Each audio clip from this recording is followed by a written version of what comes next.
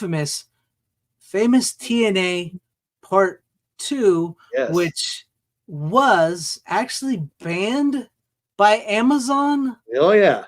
So talk a little bit about this. Okay, the infamous TNA 2, yeah. All goes back to early 80s. Charlie put together Famous TNA. I remember it was basically kind of how he started the, oh, I'll just do a little wrap around with, some trailers and other footage, public domain stuff. So he got Sybil Danning, to kind of do the wraparound bits, and had some old footage of like Elvira before she was famous, and some other early roles of some famous women at that time. And, long story short, we fast forward to, we're streaming, and we got our stuff on our Amazon channel. And one day Amazon was like, a lot of your stuff is too erotic. So we got to, get rid of all this stuff. So they more or less purged all our erotic titles, but they somehow left the first Famous TNA on. They like missed it for whatever reason. Right. And it was like our biggest money-making movie on our Amazon channel. I mean, just bar none. It was the only thing with boobs on there, unfortunately. Even as in its old crappy form, is VHS movie. So one day Charlie was like, well, this movie's doing so well, we have to do a sequel that will do even better.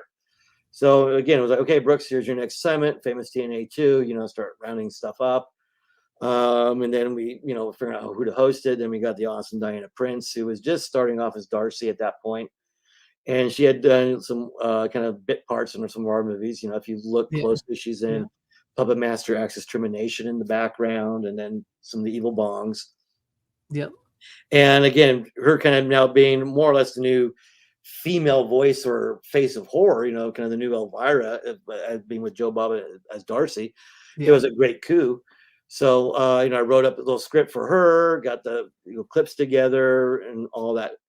And we knew we were going to have a tough time getting it on Amazon because, they're rejecting all of our stuff, because they're pretty much like, if you're showing boobs for more than 12 seconds in a very suggestive way, that's too much. And we're going to block you and take your channel down. Yeah. But I was figuring, well, since everything I was showing in Famous TNA 2 was from an R-rated movie, we should be okay technically. And if I do cut it down, and I think there was some stuff we had Stormy Daniels in the sequel from a movie we acquired, so I trimmed that down.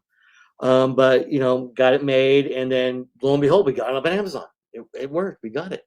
Yeah. And I think we had it up there for a month. It was doing gangbusters for us. And then one day we got the nice little note saying, your movie's promoting sexuality, it's stimulating our audiences, and it's done, it's off, banned. Isn't that what you're supposed to do? Stimulate your audience? Well, hey, what's the point, And then the kicker was, they're like, oh, by the way, we found this other Famous TNA 1, so we're taking that off now too.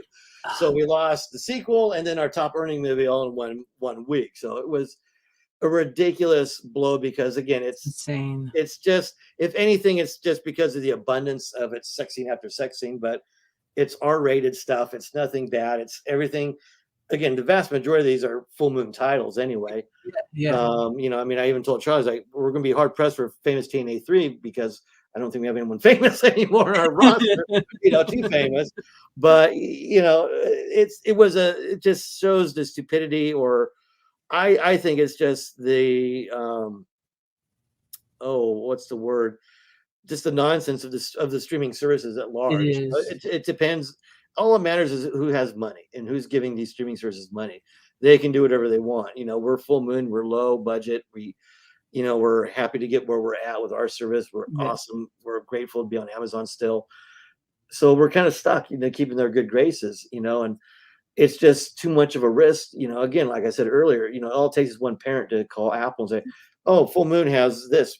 And Famous TNA 2 is on Full Moon Features, our streaming site, which I'm proud to say. Yes, which is what I get it physically, Blu-ray or DVD, which I strongly urge. I actually have it. Okay, good, yeah, because there's all the bloopers you won't get in the streaming one.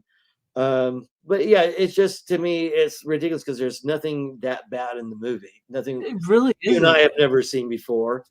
And to me, it's even our Amazon channel, you have to pay separately for it. So it's not like it's out there for anyone. We did get in a little bit of trouble because at the beginning of that Amazon purge, we realized some of our trailers weren't quite safe for work, and those are public. So I can see the issue there, with a kid. Oh, what's this? Oh my God, the horse lady. So I do see that. Give it, but again, it's a streaming service, and if we're all adults, we're paying for it. We should be able to watch what we want to watch, how we want to watch it. That's what I'm saying. I mean, that's why I love physical media. Yeah, I support it when I cannot stand streaming services. I miss the video store to be able to find titles like this in a video store. Not that there's still some that still exist and everything, but it's like to find them, and that aggravates me because there's really nothing. It's just a chicks taking off their tops, and like you can literally go on Amazon and watch a guy get cut in half. Well, you can see, you can see way more nudity on some of these Amazon made shows. I mean, look at The Boys. And I'm not saying anything bad about The Boys. Yeah, but I mean, look at and that's almost the draw of The Boys, and the other spinoff of what Jane V or whatever is they're pulling you in because how outrageously bloody it's going to be, or how crazy. I mean, we're having our superhero sex orgy scene from the comic books, and then here we are with our simple TNA thing, which is just okay. It's a bunch of stupid sex scenes. Oh no, you guys are going to corrupt America with your your horrible thing. Now, in all fairness, they've kind of gotten some new people on their end, so they're being a little more lax with us. And one of the things I do is I do cut down some of these movies to make them Amazon friendly. So I think you might be able to see some stuff, but again, we just don't have the money. We're not Warner Brothers, we're not Paramount. Right, who can shovel millions to whoever and get away with it. I mean, again, Netflix they had a movie with 365 days that was about a guy that kidnaps a woman and does all sorts of stuff to her to make her fall in love with him, and was very explicit. And people were like, "How's this on Netflix?" Right. Whereas again, we have some of our. I remember we got in trouble with Sorority Babes in the Slime Bowl-orama Part 1, and which is a nothing burger of a movie. It's total 80s cheese ball TNA, but I think just the title alone sounded porny for these people. Again, it's just ridiculous because again, we're living in a free country. Let's watch we should be able to watch what we want to watch, and that's what I'm saying. Like if I'm paying for something and I want to watch something like this, I'm paying for it. Don't tell me I can't watch it. Don't censor that. That's just it. It goes even back to the main bane. I don't like the streaming services, whether they're censoring you or not, is they have the right to, oh, you've been watching that movie for the last month. Well, we're not going to stream it anymore. It's exactly 3 days or it's gone. I'm like, well, I'm sorry. Maybe I want to watch Lethal Weapon 2 randomly on a Saturday morning. Okay, cool. I got my Blu-ray. Boom. Yep. That's why, I hate to see physical media take a beating. And I'm sure at the end of the day, the cost-effective assholes in the studios will go more streaming, more digital because, they're not producing DVDs, discs, and, the cases and stuff. But luckily, I think we'll still have third-party people like Shout and Vinegar Syndrome, Severin, that will, be able to license these movies and put them out physically and give them, proper special editions. Yeah. Because, I mean, it's the whole point of if I want a movie, I want to have it on my shelf. I want to be able to watch it when I watch it, and not have Warner Brothers tell me, well, you can watch it for this month, and then it goes another the next. Hopefully you're paying for it. If not, you're screwed.